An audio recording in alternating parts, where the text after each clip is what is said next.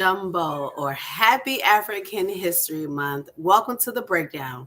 This program is being brought to you by the African National Women's Organization, ANWO, a mass organization under the leadership of the African People's Socialist Party. The Breakdown is a monthly news, analysis, and opinion program, as well as a platform for highlighting guests whose issues spotlight the internal plights of colonized women fighting colonialism. My name is Coco Lewis. I am the lead coordinator of ANWO's Harriet's Daughters Book Club and Study Group and the MC for The Breakdown. As always, I'm joined by Jay Amiche, our show producer and organizer based in Portland, Oregon, and president of ANWO, Yejide Oramila, who is also a leading member of the African People's Socialist Party. For today's breakdown, we'll explore the complex dynamics of neocolonialism in Africa, focusing on prominent figures, Kenya's William Ruto and Rwanda's Paul Kagame. These leaders exemplify how global powers continue to manipulate African politics through proxies. We'll discuss the ways they serve external interests at the expense of true autonomy for their nations. We'll also analyze the recent defunding of USAID, a cornerstone of U.S. soft power, its implications for Africa. Is the step toward reducing foreign interference, or will it create a vacuum filled by other global players with their own agendas? Before diving into today's program, let me remind you that ANWO is an anti-imperialist, anti-colonial, revolutionary African internationalist organization for African women who organize around the pressing local, national, and international issues that add to the special oppression of African women and femmes. Our vision is to create a world where African women have agency, are valued and protected, and are the makers and shapers of a new society. If you enjoy our content, consider becoming a member if you are African women, or donating if you're not. Our goal for this broadcast is to raise $250. You can donate at any point during the program by going to anwoohuru.org/donate, or you may purchase our merchandise at anwoohuru.org/storefront or at decolonize.com. Additionally, make sure to like, subscribe, and follow us on our platforms. We're streaming live on Burning Spear TV and the ANWO and the African National Women's Organization YouTube channels, and also on the ANWO page on Facebook. Make sure to like, share this program with your network, comment liked, or share it in the chat. I'm excited about today's discussion. Uhuru comrades, welcome to the program. Uhuru. Oh, yesterday your sound is not coming. There's the words, right? Yes. Look, we've already concluded that, when we are live, the powers that be messes up our audio. It's true. Something truly horrible.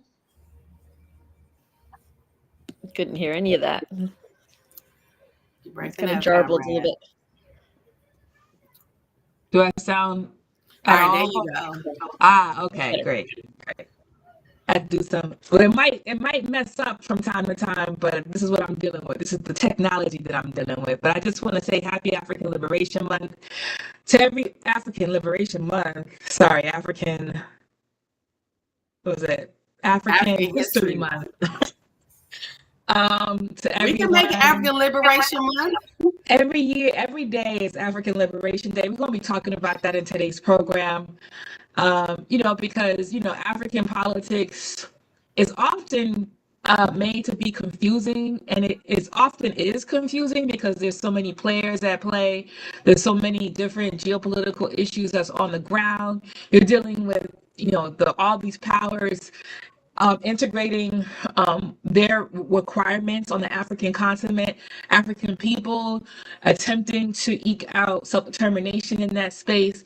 And then you have these upticks of violence that have an immense number of casualties that also that are just like really astronomical. So we're going to get into it today, and that's the reason why African liberation got to be on our mind all the time, and more than on our mind, it has to be like practice. Like, y'all, this got to end. This has to end. And, in order for me to be free, I live in the United States. In order for me to be free, Africa has to be free. I look forward to that day that I contribute to the freedom of the African continent and work with other Africans around the world to make that happen as well. So, Comrade Jay picked out the title of today's program, which is what? Strings of Power, Neocolonial Puppets, and the Shifting Landscape of the African Politics. Let's get into it. We said we wanted to highlight Paul Kagame of Rwanda and William Ruto of Kenya. What have they been doing? Like, why we need to highlight them? What are their egregious crimes against African people that they have been doing that we need to point out? Go ahead, Jay, pop in. Where do I even start? Well, I mean, you really can't talk about Kagame without talking about the M23 rebels who are wreaking havoc in Congo right now. And Kagame has gotten, US and UK like financial support, amongst other things.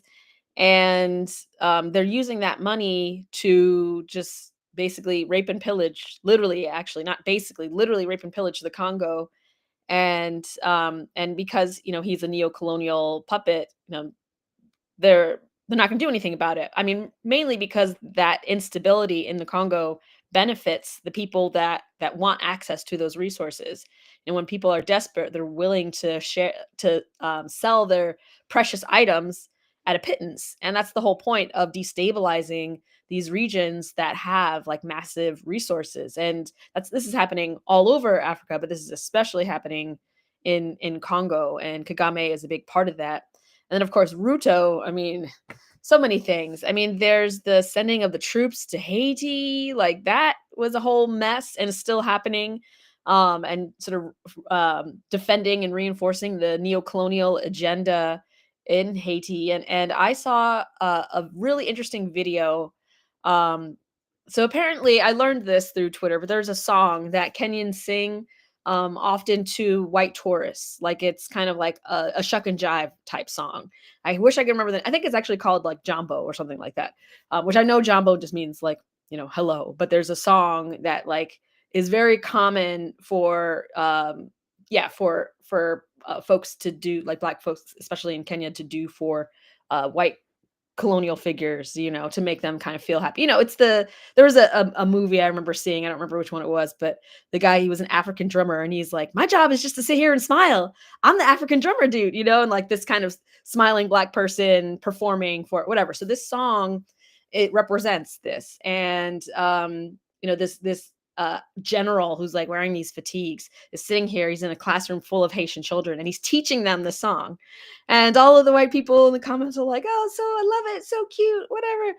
And all of the Kenyans in the comments are like, I know you're not teaching that song to the Haitians. Like, why are you spreading this like shuck and jive song and teaching it to the Haitian youth to present to the white people there? What sense does that make? But this is exactly what they do. And besides Ruto, the work in Haiti that they're doing, just 2 days ago, they imprisoned the president of the Communist Party in Kenya.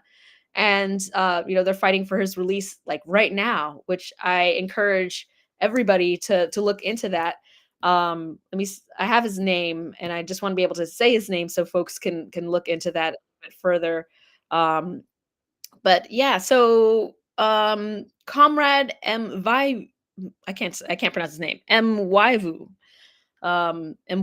wa Kaluka.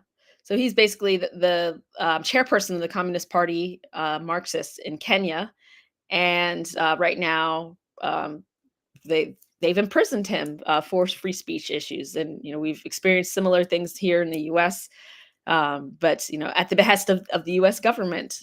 So, Coco, any thoughts? I mean, there's a lot of thoughts going on. I think it's like, just to take a kind of a step back, because you touched on so many points. Like, not only is the Kenyan president William Ruto,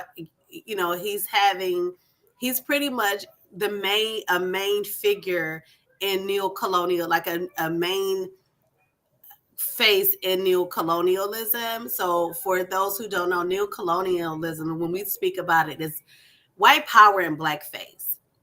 Because we in African center areas around the diaspora, we no longer acknowledge or voluntarily give ourselves over to the colonizer or to white man. We want to see ourselves. African pride is something that is a global concept at this time. I mean, we're African internationalists, so we believe in that, in African power everywhere, but it has to be the right African power. So when you have people like William Ruto, who is not only going against what the Kenyan people want, because you're seeing protests and uprising in Kenya, but also with Kenya sending over troops to Haiti, and to go ahead and meddle into what's going on over there for the United States, for Germany, for Canada. Like, he is pretty much putting his people against, in the name of white power. I mean, like, this is literally white nationalism, and he is the petty bourgeoisie president doing the will of the colonizers. So you see him doing things about, like, one of the notes we have here is from October, where Nairobi is negotiating agreements with countries with aging populations such as Germany and Canada to send workers there. Like, so you want to take again.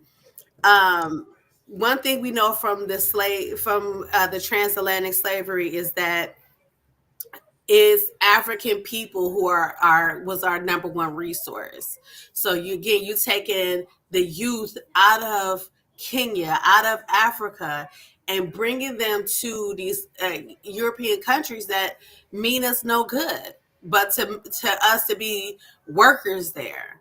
You really, to me, in the grand scheme of society right now, is really using everyday people to become workers. We see it all over in the United States right now with our current political climate. But we have to look at the political climate of our home continent, which is the continent of Africa overall. You mentioned Kenya working with some nations around, like, their aging worker population. They sent 1,500 workers to Israel, knowing how Israel treats Black people. Like, they sent 1,500 workers there. I couldn't think of any worse idea than that. But I guess if you go over there and do the bidding of what Israel's doing to Palestinian people. So again, they're using African people to be the oppressors, the face of the oppressors. Like, I think we discussed it in one of our other breakdowns. They always use African people to deliver the biggest blows to African people or people of color. So you see them, those troops going over to Israel and Palestine. I mean, this is the troops. So with Kenya, they're not sending troops; they're sending farm workers. I'm sorry, workers. Yeah, to farm the land, that because they done driven out all the Palestinians. Now they want to bring the Kenyans up there to farm the land, which is ridiculous. It's just another point of slavery. Isn't just slavery in a different scope. Exactly. Yep, that's exactly right. Yeah, but thinking about Kagame again, not to go back and forth between Yeah. Rwanda and Kenya. But yeah, I mean, I think it's just interesting. I mentioned Israel and Israel's connection to Kenya, and thinking also about how Israel is connected to what's going on in the Congo.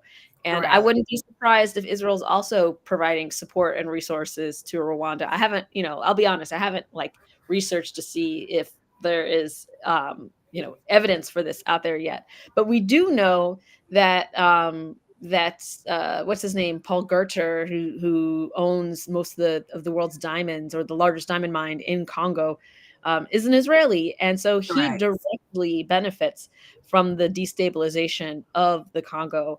And so you're always hearing, 10 years, 20 years later, that the CIA and Mossad and all of the ways that they had their hands in things. In the current moment, they're pretty clandestine. So, it's hard to know what exactly they got their hands in. But I would not doubt for a moment that they're also working with Rwanda, and Rwanda's working with them. And welcome back, I everybody. I 1000% agree. I 1000% agree. Can I y'all hear me? definitely Can people hear me? Is this Yes. can hear you. Woo, No good choppy Okay. too. It's always something, as I think a comment came through, like wiggling the wires. Yeah. Listen, it might be an HP conspiracy. I had to change from an HP to a Dell real quick, so Okay. it must be the HP laptop. But go ahead, comrades. You were in the middle of something. No, we were just talking about, we was talking about both. We was kind of like ping ponging, really, because they both are related. Kagame and Ruto are both related, and they're both of these, these West African governmental leaders that are pretty much selling out their people and selling out their land to the oppressors. Yeah, he's been on the radar for some time now, right? He is the US's man in that region, right? Like he is the US's man. That's why, he can go, and I saw something where he says, I don't have Rwandan troops in Congo, but he said, I don't know if I even have any troops there, because he's funding the M20, because he's funding the M23, which is a Tutsi organization in the Congo who's committing these atrocities. And the Congolese people are just like, people need to believe the Congolese people when they say they need to get Kagame out of there. And that he has not been a friend of Congo,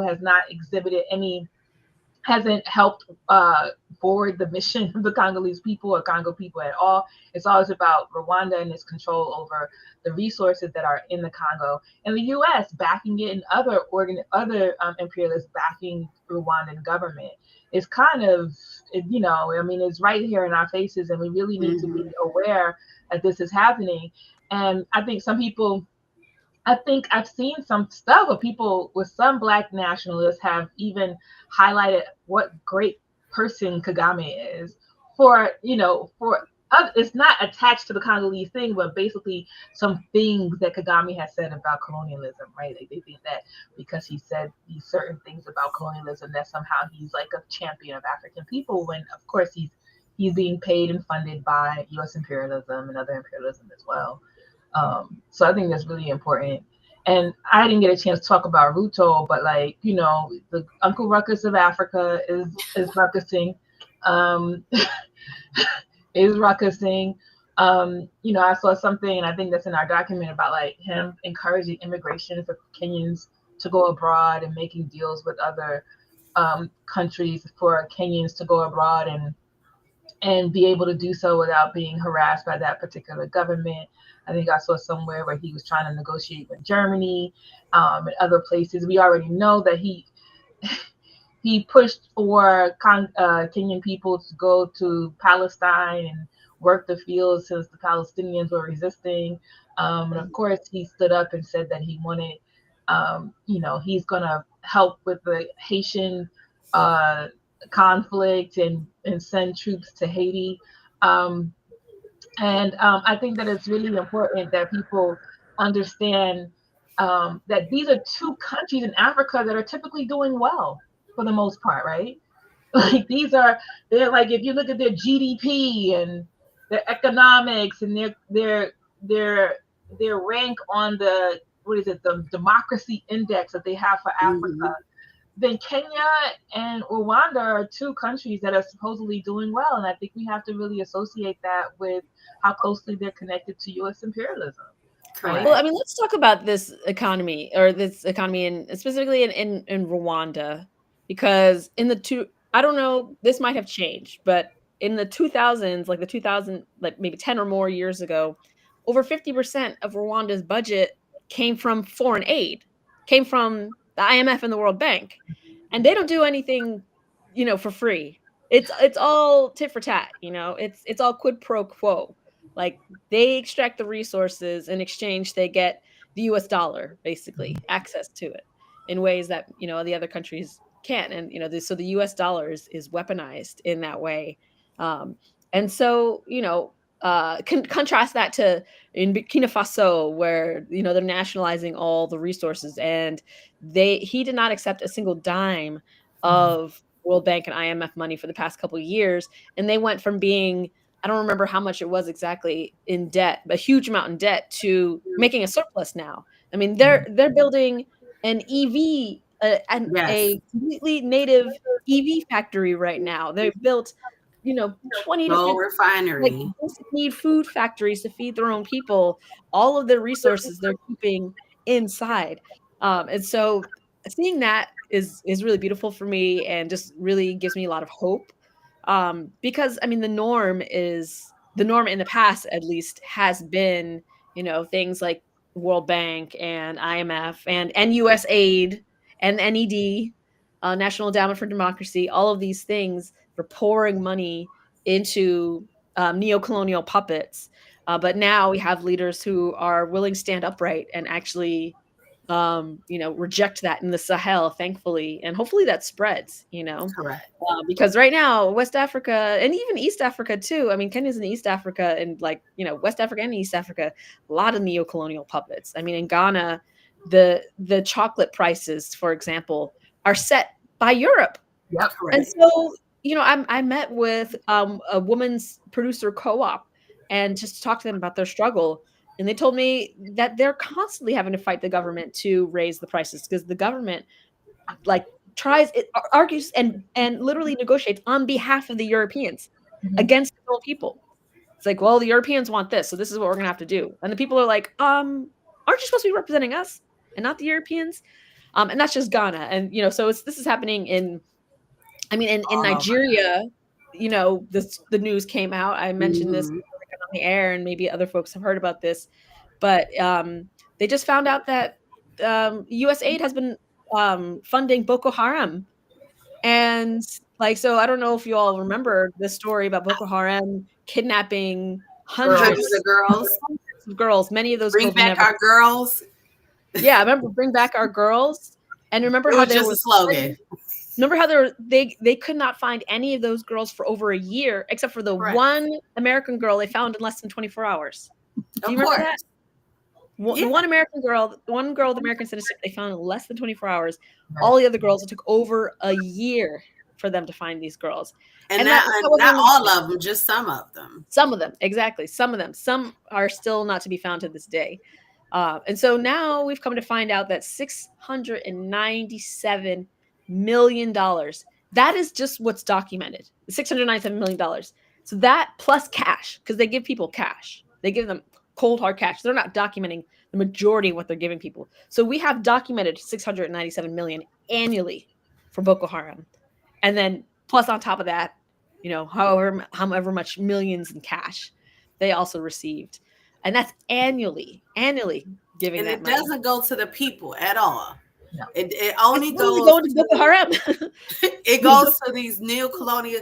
I mean, so I want to I hate this book, but I love this book at the same time. Is Beast of No Nation, and you've seen how that colonial you see how that colonial is a historical fiction. Maybe we had I don't know about maybe reading it for Black Harriet's Daughters, but in that book, the military. Would you say? Plug. It's Harriet's Daughters Book Club. We break it down historical fiction and other articles into discussing it from an African internationalist perspective, which I believe takes ordinary works and takes it into a different realm. But when I was reading that book, you had because the soldiers didn't get the benefit. It's only the top tier of the military, the generals, the colonels, the captains, and then the leaders, the executives or the top leaders would get that. They would live a nice life while these soldiers and these child soldiers in that case were living in filth and living in squalor and were starving. And while the leaders were at home, not in conflict, eating steak and shrimp and lobster. Like, that is the point. To me, that's one of the major points of it, is that yes, all of this money is going to these countries, but majority of it doesn't go to the people. It goes to these figureheads who are just, being the puppet masters of, white nationalism. Now that's where also. Oh, go ahead. Oh, I was just gonna say, but it sometimes it does go to the people, but it goes to the wrong people. Like in the sense that they are actively funding like terrorist training camps. Correct. And they're using the desperation of folks. They make the country as desperate as possible using military intervention, using the IMF, the World Bank, whatever financial means they can. And they get a traumatized population that is in an unstable place, and they push them over into the edge. And then they put money and funding and training into these literal terrorist training camps. And they actually literally create terrorism in these places in order to destabilize them. And so, I mentioned Boko Haram and Nigeria. We all know ISIL. ISIL, for some reason they've never attacked Israel, but they're these supposed like Islamic revolutionaries that have never attacked Israel, have nothing bad to say about Israel for some reason. Right, exactly.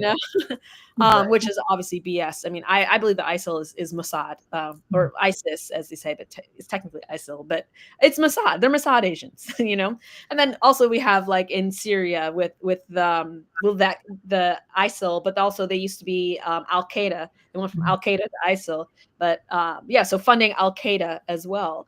Not to mention in Afghanistan, they created Al Qaeda. They created Al Qaeda. The U.S. government created Al Qaeda. Yep. And funded and provided weapons. Like, what is that movie? It's got Tom Hanks in it. Is about the Cold War, and then them funneling military weapons over into Al Qaeda. I mean, because it's really they created these organizations for control. I mean, we can say the same thing for Hamas. They was created by the government or colonizing governments to go ahead and control the people, and then it's like they no longer serve their purpose, the intended purpose. They cut the strings a little bit and go rogue, but it's still destabilizing humanity in those areas. Yeah, Chairman talked about like the Al Qaeda question too. Like, Al Qaeda was created so that they could help U.S. imperialism, like fight Russia in, I forget the country, like I think it was Iraq or Iran, and because like to fight Russia in this territory. And so at some point Al Qaeda was like, going rogue and doing its own thing. It left it to its own devices, and it became this thing. But I also want to say, like, that's military. The U.S. government and other governments, I just don't want to, we live here, so we got a lot of critiques about U.S. imperialism, and I'm sure that these are all valid. But there's also these other players in the world who are vying for control and using Africa as a plateau to like also try to control, because Africa is the determining factor around world domination. Believe it or not, like if we see what's happening on the continent of Africa, all the upheavals, all the methods of control, all of the money that's being dumped there, this is the center point for the world to get resources, to get people, to get money, to get leverage. It's a strategic location. And if you look at, obviously, if you see Africa as one of the biggest continents in the world, it touches so many different places in the world. So it's a strategy of not only the US, but other imperialists. But also, like, US imperialism creates non-governmental organizations on the ground in Africa and funnel the money that they are putting into those organizations. So if you have an organization, for example, in Sudan that's fighting to make sure that women are safe, the United States government created that organization, staffed it with local people, gave them CEO or director positions, paying their salaries, and they are now to ensure that they're communicating the same values that the U.S. government is to forward this sort of anti position against whatever they want. So, for example, in Sudan, it's really difficult because the local non-governmental organizations are saying, like, both sides are horrible because the United States have not gotten control over either side. And whoever wins, though, in Sudan will be the victor in terms of who then now negotiates with U.S. imperialism, who gets all this money and funding singularly on the continent of Africa, in Sudan. So I think that's really important for people to understand too. Like the levels of intervention isn't just when people are like, oh, we need the U.S. Some people say this. Oh, we need the U.S. to step in because there's so much war on the continent, and why are they not intervening? They're already there. They're the reason why this thing is happening. This conflict is happening, as well as Britain, as well as France. All these players that we typically know as colonizers on the continent of Africa in Russia is there. China is there. Like, it's all being played out there. So I think it's really important for us to, like, really pay attention. We will not be as confused if we understood imperialism, right? We would not be confused if we understood colonialism, and if we also just apply dialectics to what's happening on the continent, etc. So I think it's really important. And I'll just add this too, from what Jay was talking about earlier in terms of Ghana and Europe controlling, chocolate prices, cocoa prices in the continent, in Ghana. Ghana was, they said they told the U.S. military to come to Ghana and build a base, right? U.S. is going to pay it millions of dollars in order to rent this land and to maintain a military base, and they're like, welcome. But please don't get it twisted. Like, the U.S. military is already in Ghana, training Ghanaian troops, training Nigerian troops, training Rwandan troops. They're already there, and the economies which we're going to go into, I think, much deeper in terms of, like, USA. The economies are completely overrun by non-self-determining puppet leaders. Like, it's overrun by foreign and global interests as opposed to the interests of the people. You hit a point when you said non-self-determining, and that is a key. To me, that's a key thing, is that they are not looking to be independent of European influence at all. They're looking to just get the crumbs off the table. We know the types of petty bourgeoisie influence, I can see. Yeah, and thinking about, I'm not trying to attribute anything positive to either of these people. And at the same time, I also want to think dialectically, in the sense that the U.S. government, sometimes, I know that one of the things that is done is that sometimes leaders do come in when they have, like, a good intention, right? And they might want to, change their society or make that more independent or whatever. But the U.S. uses soft power, which is US aid, but then when soft power doesn't work, they use hard power. They, like what we're seeing in Haiti right now, they go in with weapons and they dispose of leaders. And Maduro, Venezuelan Maduro, President Maduro, he talked about how they spent $98 million in US aid to overthrow him in this past election, and it didn't work. And they, have talked about invading Venezuela. Like, Trump has mentioned invading Venezuela several times. Several times. And, and think about, I don't know if people remember Bolivia's former president, Evo Morales, and he expelled US aid from Bolivia because he saw that it manipulates leaders. Like, he actually threw them out. And then the Colombian president, the new president, he talked about how US aid funded entire sections of the country's like security forces. And these forces have committed insane massacres over the years. I went to one village. I went to see the Guardia Cimarrona, which is the Maroon Guard, and they're like way up there in like very rural. And they were telling me they have a barracks around their entire village, and every single person in the village over a certain age, I think over age 16, is part of the Maroon Guard. And it's all Black and Indigenous people. They're all patrolling, making sure that they're safe. And, they're protecting themselves from narco traffickers, but they're also protecting themselves from security forces.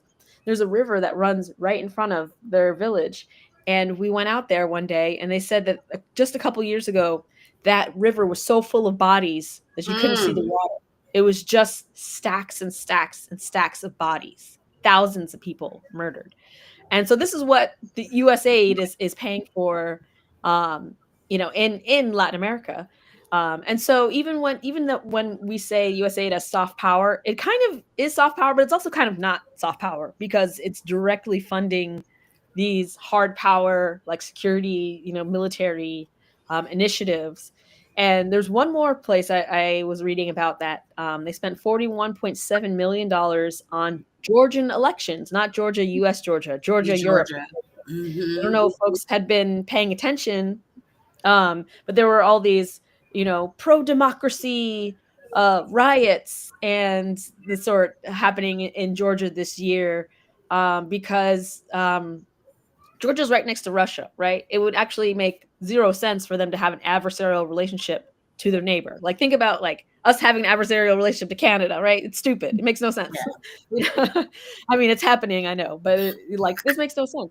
If you're living next to a superpower, you would think, it makes sense to have some kind of trade relationship, some kind of relationship, right? It doesn't have to, it's not going to always be a positive relationship.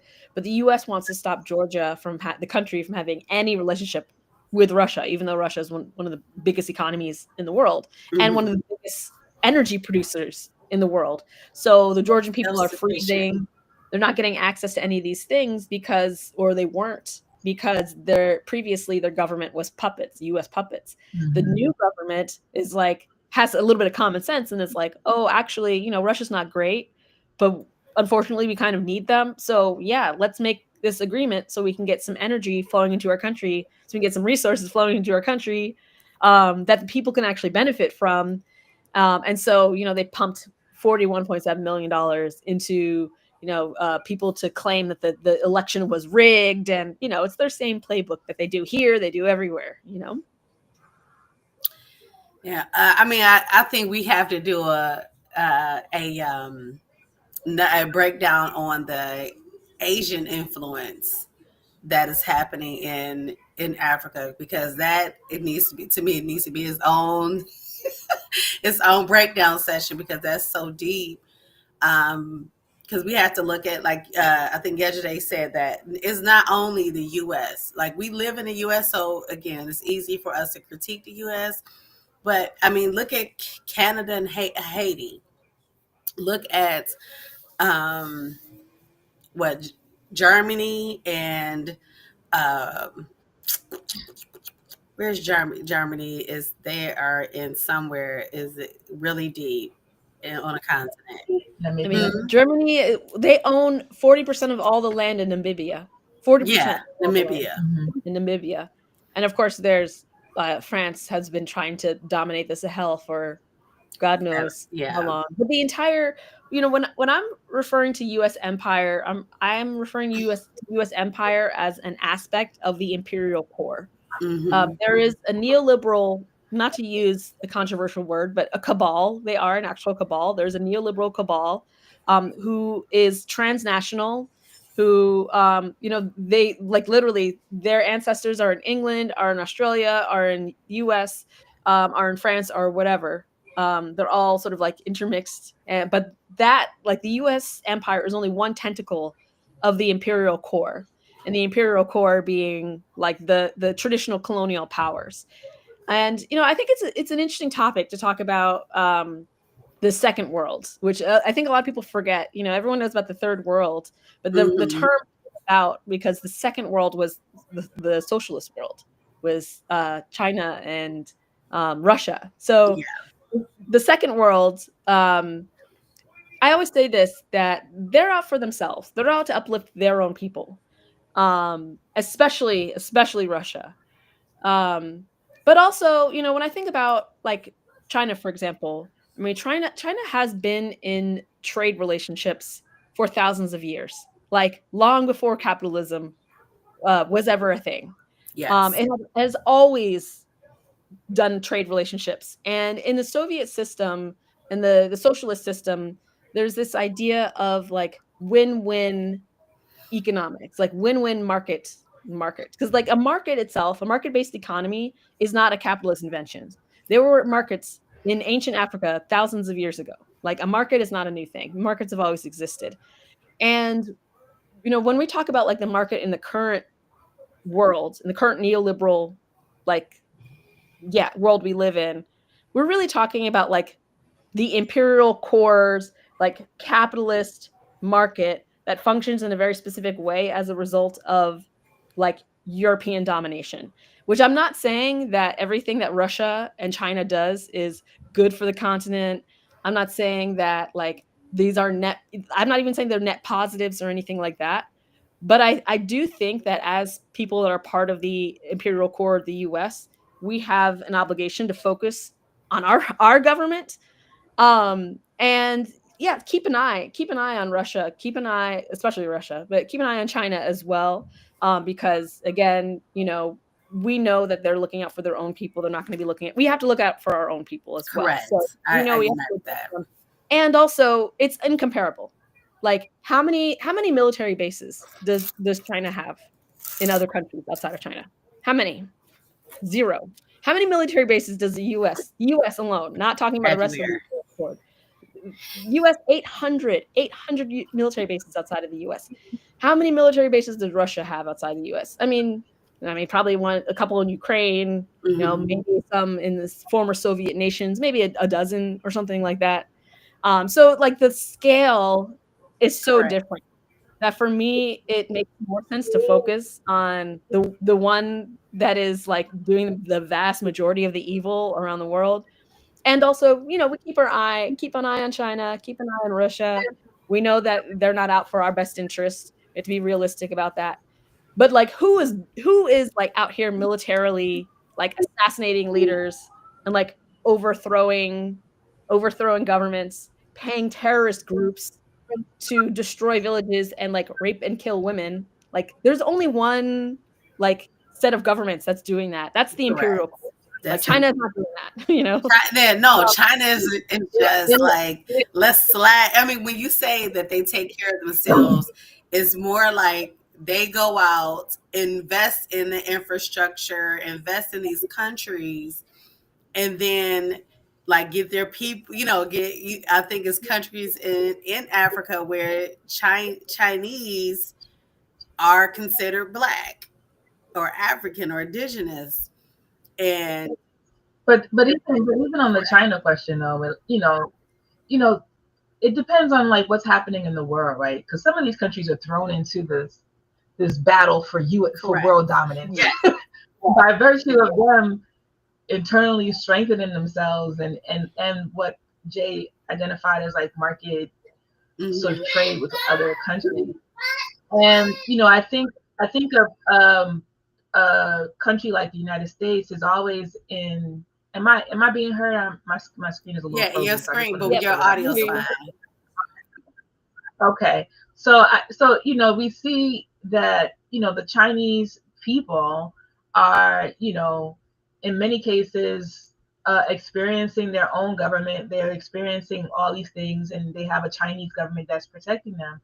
But even as Chinese people go out into the world and try to define their lives in different places, that's also a part of that. But the United States government, which is the core of imperialism, right, the world dominance and imperialism, has a way of drawing out these sort of relationships as a threat to U.S. dominance of the world. The only dominance that's correct in the world landscape as we see it is United States dominance. Anything that's a threat to that is seen as an enemy. And you can see that because United States government has control over the UN, they have control over NATO, they have control all of these other sort of bodies that represent its interests in different various forms, and they try to hide behind that. But the United States government continues to really evoke its influence in these different kinds of ways and draw out these relationships that they want us to believe are antagonistic. Russia just trying to live. I'm not a Russian advocate, right? But I think that a country that doesn't have military bases in all around the world isn't a threat to me or anybody else, right? But Russian people trying to live, and they also have to protect themselves from what they see also as a growing threat. And if the U.S. government has trying to create enemies at your border, you should probably pay attention to that. And they've never been good to you. If they're trying to draw you out in the middle of your seat while you're doing your exercises, you know what I mean? You should probably pay attention to that. So then when you respond, it's like gaslighting. So when you respond, you're now the crazy reactionary person as opposed to somebody who's just like, this makes 1 and 1 makes 2. So somebody come to your door with a gun, talk about, I'm just trying to see if you okay. And they've never been nice to you, and you just like, I'm good, back up, and they still at your door, they're actually putting camps on your front lawn, then maybe you should be like, this ain't good. And I think, we have to be able to identify that and recognize, that, the way that the U.S. Is playing itself in the world is an antagonistic point. And you're going to do that when you've caused so much damage and violence throughout the world. You should expect retaliation. Yeah. Thinking about how, I mentioned that I have reservations about how China moves on the continent. And also the reason why they're able to move to some extent in the ways they're able to move is because the US set the standard so low. All they got to do is not try and overthrow a country, and they're already better than the US. So the US sets the negotiations at the lowest they could possibly be. We'll actually give you money. We won't overthrow your government. We'll give you 2 cents. 2 cents is better than overthrowing your government and murdering your people, right? And so that is part of the conversation I feel like we should be having too, is that multipolarity by itself is a net positive to China. China itself may not be a net positive, but multipolarity is, in the sense that giving these other countries options that are just not the U.S. government, options that can actually protect militarily the things that they create. So China has built hospitals and roads and all over Africa, all over the continent, and they can't just go in and just destroy everything that China's built, because China has the second biggest, even though it's half the size of the US government, they still have the second biggest army in the world.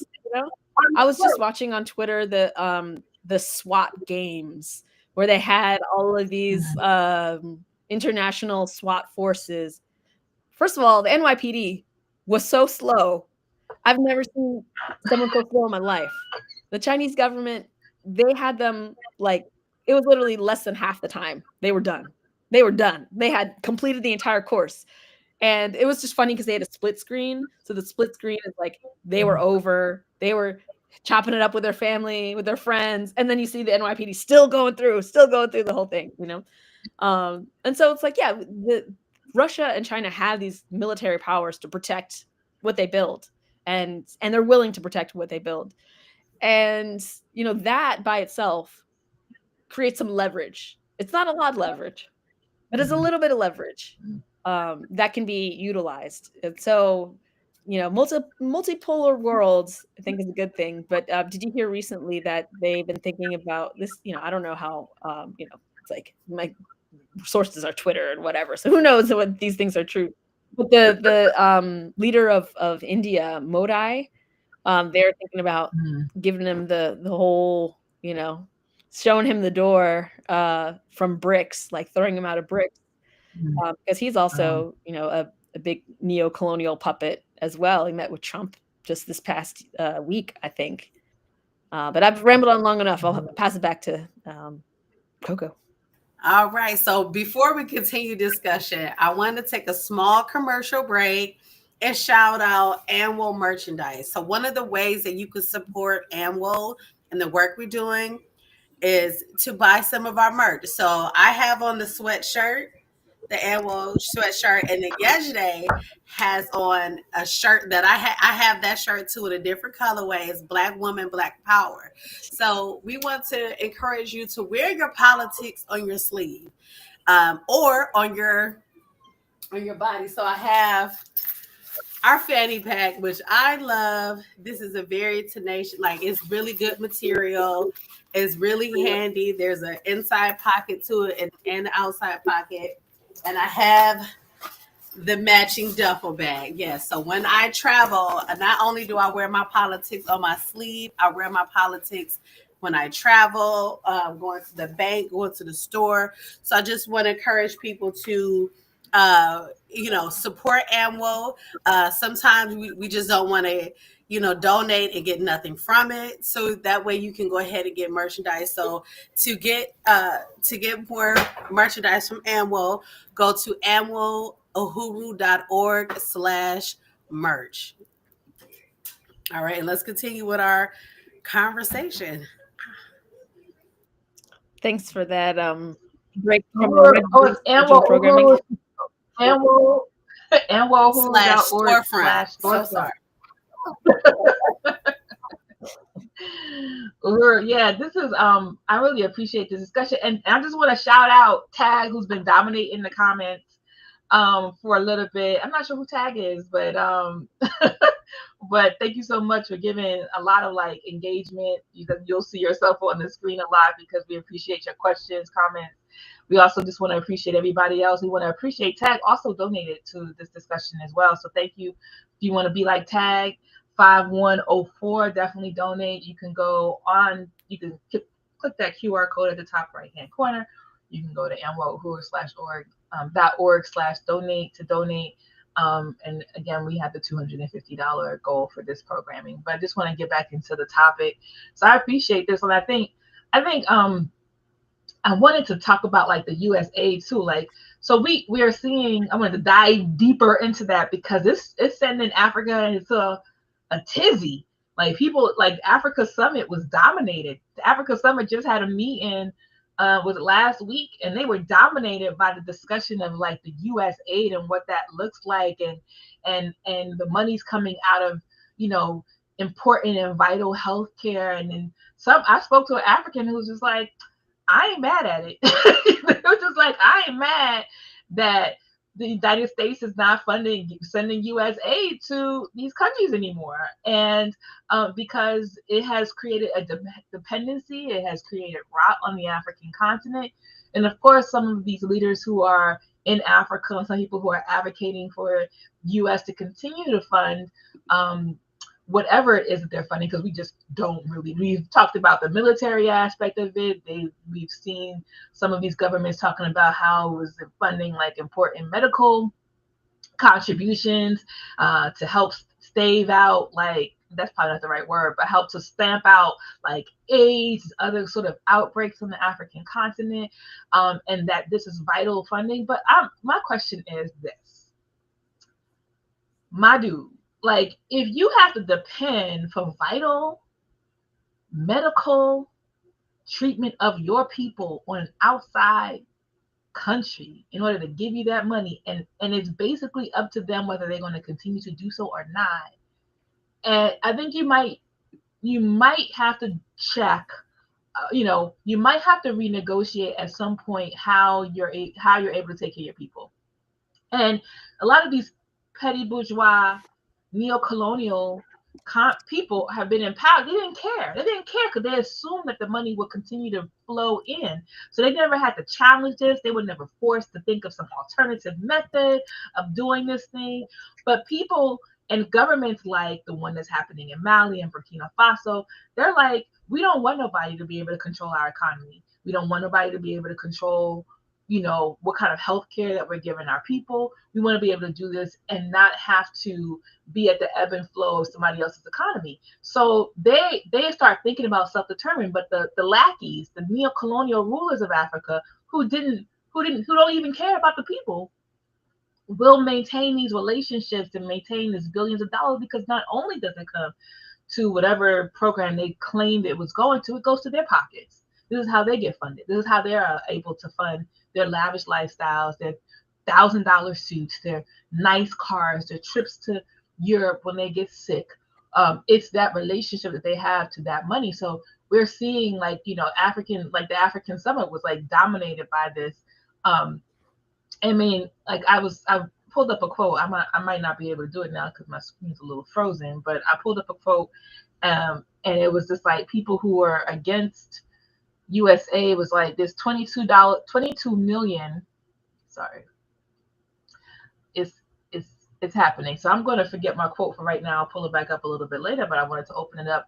That thing, USAID, we've been talking about is funding military advancements on the continent of Africa, but we should also say that the African continent now is being, they're in a chokehold trying to figure out what they need to do in order to, either appease Trump and try to get USA still flowing to fill their pockets, and or figure out what the alternative is going to be. And a lot of them are in this stuck. They don't know what the alternative is going to be because they assume that U.S. imperialism was their friend.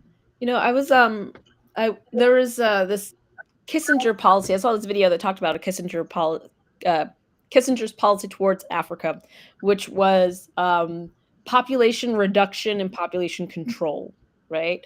And so a lot of these nonprofits are for that exact purpose, and sometimes they might talk about how they're doing HIV and AIDS work, which of course is very important, and I'm not trying to denigrate any of that work. And also, we know that there is not a lot of accountability around USAID.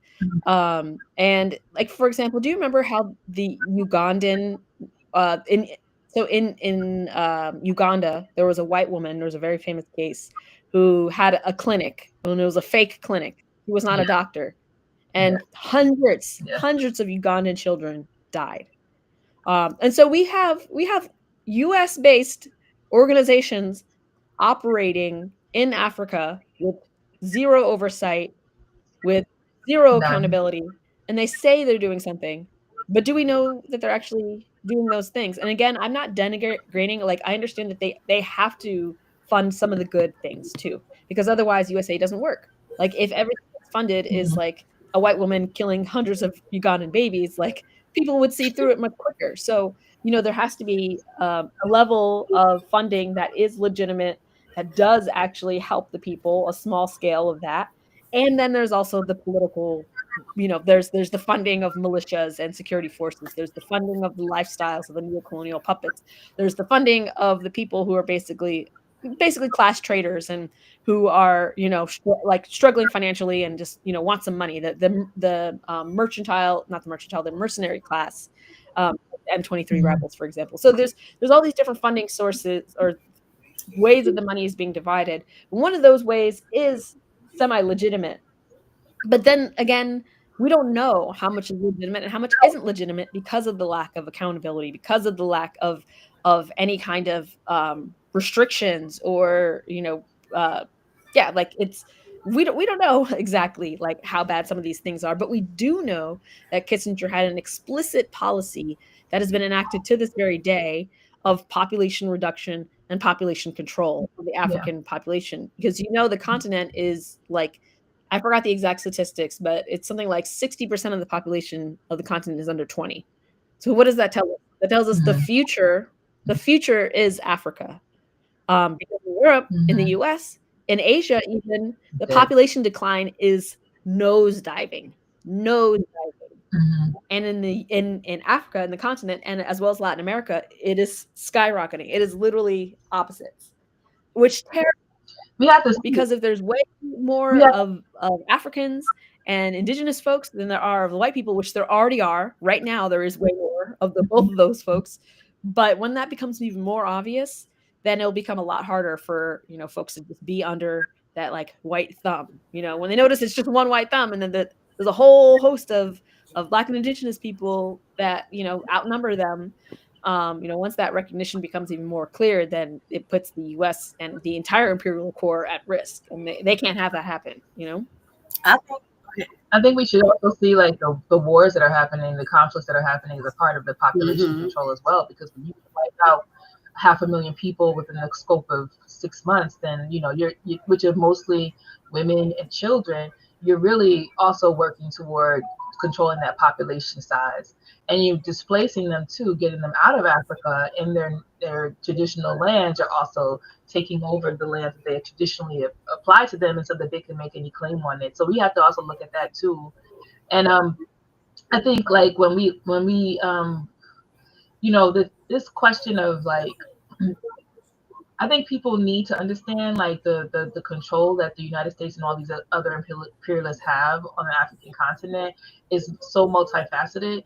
I know that sometimes when we see things that are very direct, like U.S. military boots on the ground, then we can recognize and identify that.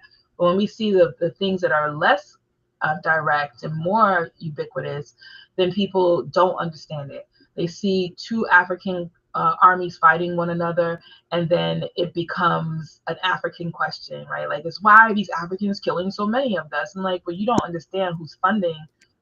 Somebody, I think Chairman even said, like, there's no gun factory. There's no African gun manufacturer. There's none, right? So if these militias and they have uniforms, the boots. Somebody's funding this war, and it's not Africa and African people, right? There's no gun manufacturer that's sending out, was Kalashnikovs and MR, 16. I don't even know the name. The MR-16 rifles and all these other kinds of deadly weapons on that continent of Africa. So we have to put two and two together. That's the hard power influence. But that soft stuff is what is Kamala going. The vice president visiting Africa, handshaking with African presidents. It's the establishment of a council of African Negroes who are going to support culture in the African diaspora that's funded by the U.S. government. It's USAID, it's IMF, World Bank. It's all of these other sorts of things that really create the stream of influence that the United States has, and really the biggest one is the money part, right? Being able to control the flow of money into desperate nations who fundamentally do have the propensity to support their own economy, but because of this relationship, are left to be dependent on U.S. dollars and the other dollars as well. So I think that's really important in this. When something that you just said reminded me, like all of the U.S. weapons, right, that are flooded into everywhere. And I was just thinking about how President Sheinbaum of Mexico, did you see what she talked about over the past couple of days? Because Trump was saying how he's going to designate the U.S. Or the cartels, the Mexican drug cartels, as terrorist organizations, which there's literally a book. I wish I could remember the name of the book, but it's something called like there is no cartels without the U.S. government, or something literally that's the name of the book. And it's literally about that exact thing, about how the cartels are an invention of our U.S. government in order to destabilize Mexico, in order to have access to its resources. The same playbook that they do everywhere, Boko Haram, ISIL, Al-Qaeda, the Mujahideen, which became the Taliban and like all of these different groups, the same thing that they've been doing everywhere. But when Trump said that he was going to designate the Mexican cartels as terrorist organizations, President Sheinbaum was like, sure, you can do that. And I will sue all of the U.S. manufacturers because all of their weapons are U.S. manufactured weapons.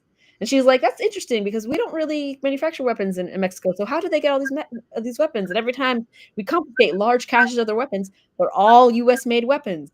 So, maybe we should, having the gun manufacturers is also terrorists supporters or adjacent or whatever. Mm-hmm. Yeah, I think that's real because, I mean, as you were talking, I was just like, who makes guns? Like if whole entire nations don't have one gun manufacturing plant in their space, then like who is supporting and supplying this? I mean like Mexico. They said we don't have no manufacturing place. We don't, no, no, we don't have no tango, tango. no tango. Africa was like, we ain't got no, but yet we still see the flow of these weapons and the continuation of the violence that happens in these places. And I think that's really important to identify too. And I think, one thing that, this is the African Women's Organization, and I feel like we have to say this. We have to recognize as African women that we might be a little soft sometimes, when we see the violence that are happening to our African women.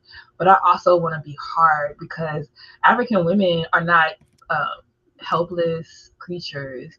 When wars for national liberation pop off, African women be out there with the guns, ready to fight, throw down their whole entire life to protect themselves and their children. But what the narrative is when we are talking about war and conflict, that we have these helpless populations, but they're kept helpless because of, neocolonial puppets, U.S. imperialism, and these women are not armed except for the interests of one side over the other. So I think it's really important to say that, and also we kind of we were having this conversation in Anwell's leadership at one point where we were talking about how, the women are getting these important, vital support systems that some maybe USAID dollars go toward, like making sure that women are protected against rape. But rape still happens, right? Massive rape as a means of control over women still happens. Massive rapes are also applicable to children and men as well. And that the greatest purveyor of violence in, say, places where African women are the biggest victims of rape are the greatest purveyor of violence, even though the numbers are African men, is U.S. imperialism. Like this is the fundamental impetus for the rape epidemics that you can see anywhere on the African continent, because these are the conditions that are created. That may be a little controversial and people might need to double back and hear that a little bit more, but like if we're talking about militias going into a place in the Congo and raping and killing and wiping out, causing mayhem and murder and rape, and that really forces the displacement of people and populations because of this violence. You're going to get out of there. You ain't going to want to be raped, so you're going to move off of your home, your national territory. You're going to get out of there. That's a method to clear out populations and control, which is funded by U.S. imperialism and other actors as well. So we have to really think about how we approach that question. I was just looking at I think she's the CEO of Oxfam, which is a non-governmental organization that we've been familiar with and that's worked in Africa. And I've been looking at some videos that they have, and they're trying to differentiate themselves from the general NGO population. I haven't dug deep enough into it, but they're like, yeah, they had this whole series on colonialism. They had this whole series on the exploitation of populations, and they came out saying that they didn't get any DEI dollars, and that their work is not based on that. So we even have these traditionally, these organizations that traditionally operate on the African continent to support this idea of charity, now trying to differentiate themselves from the current government of the United States. So I think that's really, really interesting in this moment. I think we're going to see a lot more of that in this administration of, organizations pulling away from imperialist power, because we talked about it a little bit before when we were talking about the change in demographics, or to acknowledge we live in a global society. So now we know that African people, we are a large majority of the people on earth. And I really believe that these imperialist powers they already know. They already know their time is up. So that's why we're seeing these exaggerated, policies come into play, these strategies come into play. Your number one dude from South Africa is pretty much, he's African, talking about Elon Musk. Wow. He's very much pushing this, this influence of like kind of it goes into shaming Americans, and the focuses are on African people, and our African people in the United States. Is clear and evident that that's where the emphasis is, Black and brown. But he is, leading these campaigns and bringing up these strategies and topics about, continuously making us workers, and utilizing, he said some things. Oh, I cannot remember right now, but he said some things about exploiting Africa to pull, because and think about it, all these Teslas are full of bauxite. This ugly cyber truck full of bauxite. Oh god. Tesla's full of bauxite. His hand is in the Congo struggle very heavily. And once we have to recognize that we have to be on the offensive right now. So he could be funding the Kagame's government too. Yes, he could definitely. I mean, he has enough money to do it. He's definitely funding the board. I'm on Twitter, and I've been on Twitter for almost 20 years at this point. And so my algorithm is very dialed in. It's like I am very liberal with the block button. I'm liking and disliking things constantly. And so I can tell when they tweak the algorithm, because things start suddenly showing up on my page that have never showed up in my entire life. This week, all these boers, all these pro-white South African farmers started showing up on my feed out of nowhere. So he's actively providing media coverage to these people, and probably funding as well. But did you hear about Julius Malema, what he said to him, to Elon? No. Oh, so good. I got to read to y'all, because he said, so Elon Musk is like, immediate sanctions for Malema and declaration of him as an international criminal, because, he has a famous, he sings the famous Kill the Boer thing, and he's part of the communist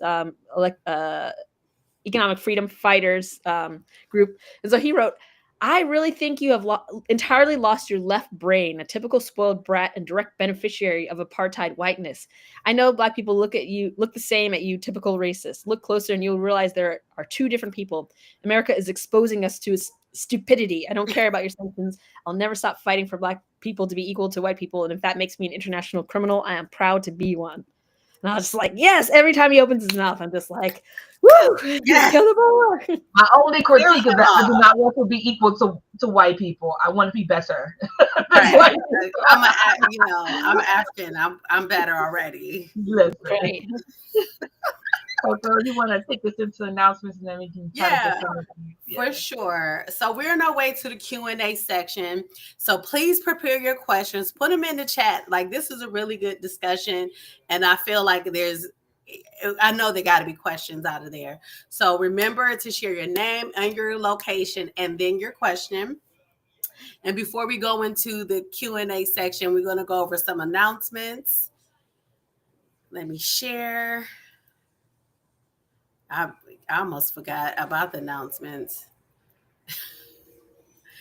All right. So again, we're wrapping up today's program. I hope you're motivated by what we have spoken about today to contribute to the Mecca for African women in the form of the Annual Liberation Center. Remember, we have a $250 goal towards phase 2 of the fundraising for the Annual Liberation Center. Now, if you are an African woman and you are inspired or motivated or want to know more about AMWO, join AMWO, which is the African National Women's Organization. We are the only anti-colonial, anti-imperialist, revolutionary organization for Black women. We have members in Africa, Europe, Latin America, and all around the United States. And was leading on everyday issues concerning African women. We're not just on the internet. We are on the ground in our communities, organizing for African liberation. Join the International Collective of African Women, building the revolutionary capacity of African women. To learn more about membership and to join, visit amwoohuru.org/join. And we can't talk about AMWO, the Mecca, the Annual Liberation Center enough. AMWO is an organization of the African poor and working class. So we need your support to establish the international Mecca for African women. I want to repeat that again, the international Mecca of African women. So we're calling on our members, followers, viewers, or anyone that unites with establishing a working class embassy, a hub for community empowerment, and a testament to the resilience of African people. Don't wait until the program ends. Pledge your support now. Consider becoming a sustaining donor with donation levels starting at just $5 a month. We welcome one-time donations of any amount. So every dollar helps us buy a nail, drywall, flooring, plumbing. So donate at any time. Pass this to your family and friends to go ahead and donate, because this is something that we all should believe in. We talked about self-determination. This Annual Liberation Center is a place that we'll have self-determination to be able to better our community and bring African women from all around the world to, be more politically involved, more revolutionary. We showed you our shirts, what we got on, but here's more merch from AMWO. So wear your politics with AMWO. AMWO shop features t-shirts, sweatshirts, travel bags, mugs, hoodies, and even socks. So visit amwoohuru.org/storefronts. I have to change the slide, storefront. Also, become a decolonizer. And that's what we call our distributors and customers of Decolonize Hair and Body. Decolonize Hair and Body are natural personal care products that highlight ingredients and traditional care practices used by indigenous people all around the world. In addition to featuring images and quotes of African revolutionaries, they are good. I don't use nothing else on my skin, on my son's skin, than Decolonize, specifically Decolonize Blackberry and Hair Body Balm. Oh, it's my favorite. It smells so good. So from our butters and conditioners to our oils, Decolonize has you covered from head to toe. Make your next purchase of skincare and personal care products from us at decolonize.com. If you enjoyed tonight's program and would like to help us produce more shows in 2025, volunteer with us. And was looking for interpreters, video editors, chat moderators for our future broadcasts and programs. Email us at info@amwoohuru.org if you would like to share your skills. So, special event alert. The African National Women's Organization is holding our annual membership drive happening March 1st to March 29th. Join us virtually on March 1st at 2 p.m. Pacific time, 5 p.m. Eastern Standard Time for a rally to find out how you can participate and grow a branch in your region. From our LA brand, this is from our East East Coast or North Branch is, I think that's right. African women must lead from resistance to liberation, moderated by annual president yesterday or Amila. There will be a panel discussion on the critical issues impacting African women and resistance strategies for organizing for liberation and self-determination.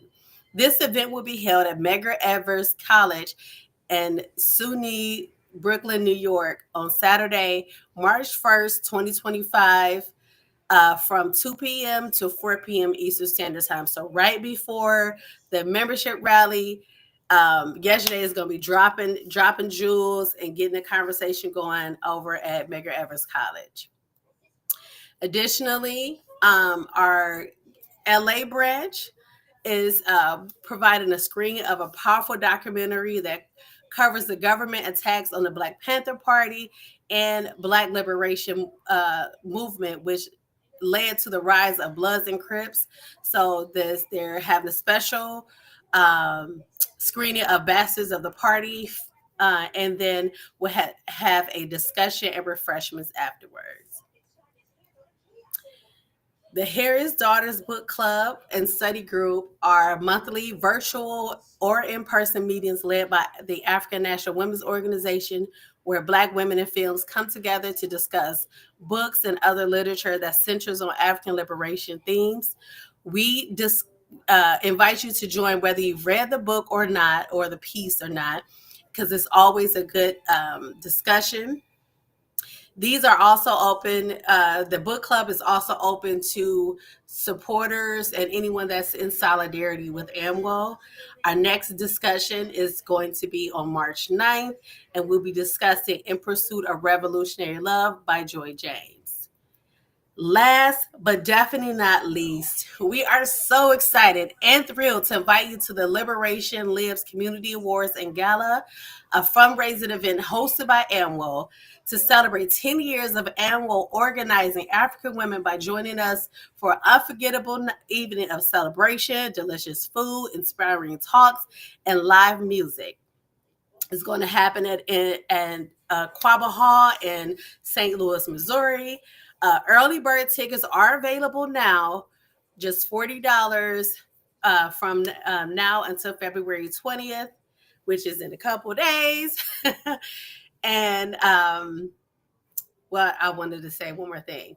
Yes, if you cannot attend, consider donating a ticket to someone in the area. Again, we are a organization of the African poor and working class, and we want to make sure that everyone has the ability to come to our events. And so that's it. Uhuru. That's a lot of events. We got a lot of local events going on, which is exciting. I always love a good local event. So hopefully we have some. We try to step it up this year. You know what I mean? We gotta, we've been to a lot of protests. We've been out there in these streets, but we really want to focus on our people who are watching us, people who support us, people who donate us, and have like in-person opportunities to like meet up with you and definitely break bread. It's definitely a good time. So we want to go right now to have some local events and build within our respective regions and areas. I wish Parrish was on here. I know she's in the comments. Because we are seeing more, we're seeing more of assault on the poor and working class people right now underneath this governmental. I mean, we've always been persecuted. Like, let's not sugarcoat it. So it doesn't matter who is in power, it's just who is having the most influence right now. So we definitely have to. I'm sorry, Zai. She's in the chat as Parrish though. So Camera Zai Wendisa is the recruitment chair. Uhuru. So we had a lot of comments. The comments was jumping. Mm-hmm.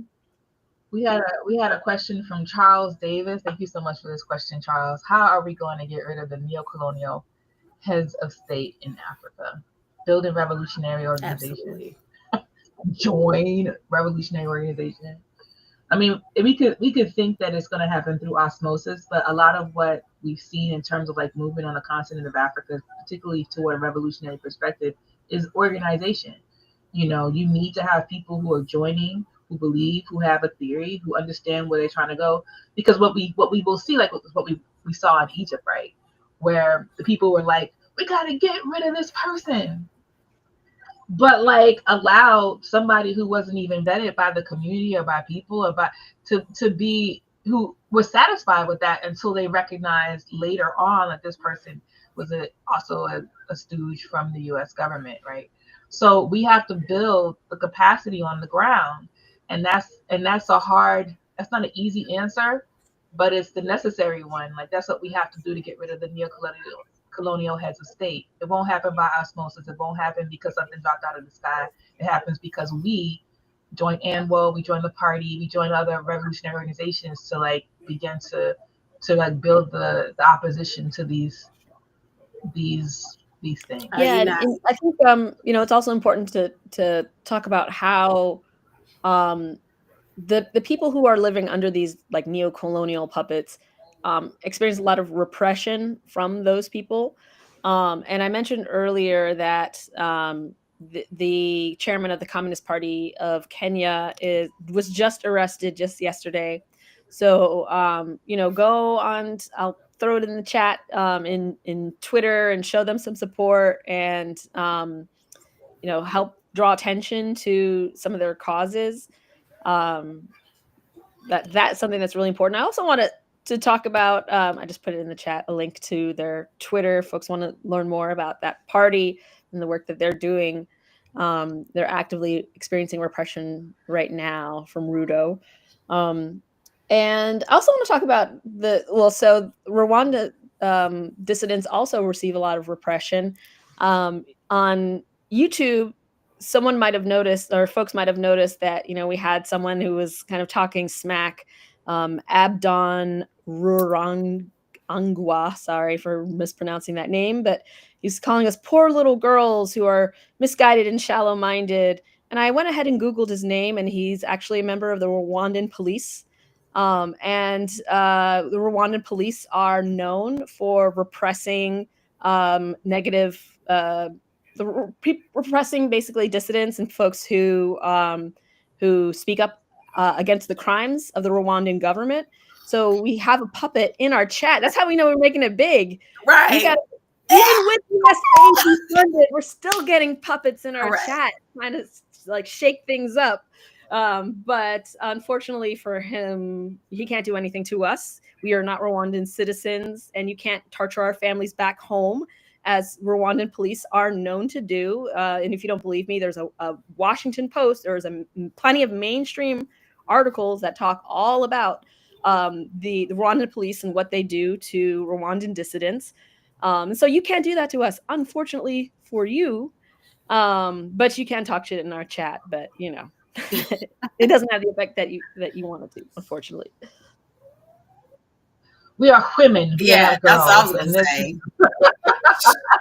But that's not the primary contradiction. You know, Jay laid it out. But I just also want to say that Rwanda has the most amount of women in their parliament. So I think that we should also recognize this question of class and neocolonialism. It's not gender specific to men, but that, you know, people who are helping to run this government are African women as well, who are moving this truck along. So okay, one more thing before we have to close out for today. I just want to appreciate everybody, but there's one last double question. Tag, I think this was when we were talking about like narrative, what continent we were referring to. So I think we might have answered this already, but you know, who controls the people in power controls the narrative, right? And we were talking about U.S. imperialism, and for the most part, the global narrative, what we are able to see in the U.S. I'm not sure where you are, Tag. What we're able to see in the U.S. is usually what the U.S. imperialist wants us to see. You know, they dominate the news waves, and they dominate how we understand the world and geopolitics. So yeah, the people in power. What continent are we referring to? I'm hoping that we're referring to Africa. I don't know. I assume, I always say the continent, and so I assume that that was probably in response to something I was saying. When I say the continent, I mean Africa. Yeah, and I don't know if other populations are. I think they might feel impacted. I think when we get to a place where we talk about like political education, the way that we talk about U.S. imperialism might be different than how other people might talk about it who may not have the language, right? But they definitely experience U.S. imperialism, and how they talk about it might be different in the way that we talk about it. But I think that the other populations are aware of U.S. imperialism. It sometimes is clouded by proxy wars and proxy conflicts, which may cloud U.S. imperialist impact on it, but I definitely think that they are aware. I mean, I would definitely say there are other populations definitely aware. I mean, AMWO is alliance member of EWA, International Women's Alliance, so we know that there's women in different demographics, nationalities, and ethnicities that are going struggling and fighting against U.S. imperialism as well. Yeah. So I just want to thank everybody. This was a live episode. I'm really appreciative of everybody who tuned in, who lit up the comment section, who gave us a whole bunch of stuff to like really think about. And even you shouldn't be apologizing if you got this man's name wrong, but whatever, for the Rwandan agent that was in our chat calling us little girls when we out here really exposing the truth about what's happening. And I just want to thank everybody. Definitely tune in next month. We haven't picked the topic yet, but maybe it might be the breakdown of Kendrick Lamar's Super Bowl performance that everybody has all these conspiracy theories around. But we'll figure it out, and we'll definitely post it. But definitely tune in. Thank you so much, everybody, for tuning in.